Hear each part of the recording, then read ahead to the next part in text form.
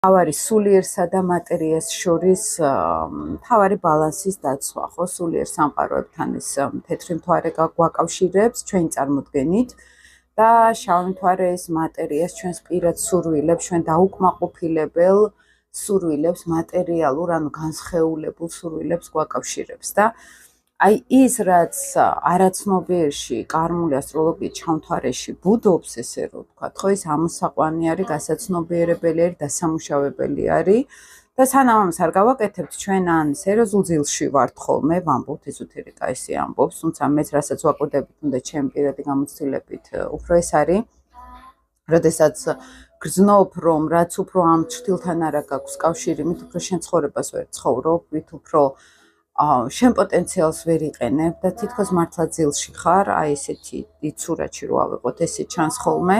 თავიდან ძალიან ლამაზად მიდის ეს ყველაფერი, მომნუსხველი არის ეს ლეტის ენერგია თითქოს, სხვების ჩათრევაც ხდება, რაღაცნაირად, როგორც ცაცთური მაგალითად.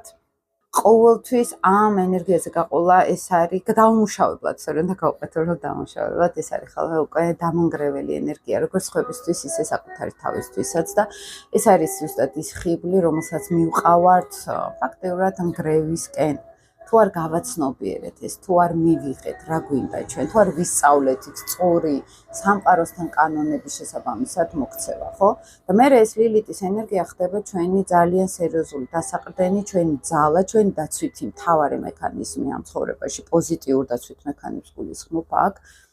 და ეს ხდება უკვე გაერთიანება ჩვენში სელენა ლილიტის ეს პიროვნება აღარ არის დაგსაქსული შინაგანად, ეს არის უკვე გამთლიანებული პიროვნება, ეს არის უკვე თავის ძალებში, თავის რესურსებში გამთლიანებული თლიანობაში მოსული ადამიანი, რომელსაც იცის უკვე რა უნდა და როგორ უნდა მიიღოს ის, როგორ ემსახუროს გარემოს და როგორ ასევე არ განაწყენოს საკუთარი მეორე მე, ხო? ხშირად თერაპიის დროს არის ხოლმე შეხვედრებში გაერთიანება თითქოს აი ამ შიდა გახლეჩილი მეების. რაღაცნაირად ეს არის უფრო სევდა რაღაც ნათელის დაკარგვის. რამდენად შევძლებთ ჩვენ ამ სევდის დაძლევას, გაშვებას. ტრანსფორმაცია მხოლოდ აი ამ ენერგიის ესე ხდება, გარდაქმნა ამ ენერგიის ესე ხდება. ვიღებთ დანაკარგს, უშვებთ ამას და მე ვიწყებთ უკვე გაცნობიერებას, რომ მე ეს მინდა და ამისთვის უნდა ვიშრომო, ამისთვის რაღაცები უნდა გავაკეთო, უნდა განვითარდე, რომ ის მივიყო უყონთ უკვე ჯანსაღად და არა მიჯაჭვულად, ხო?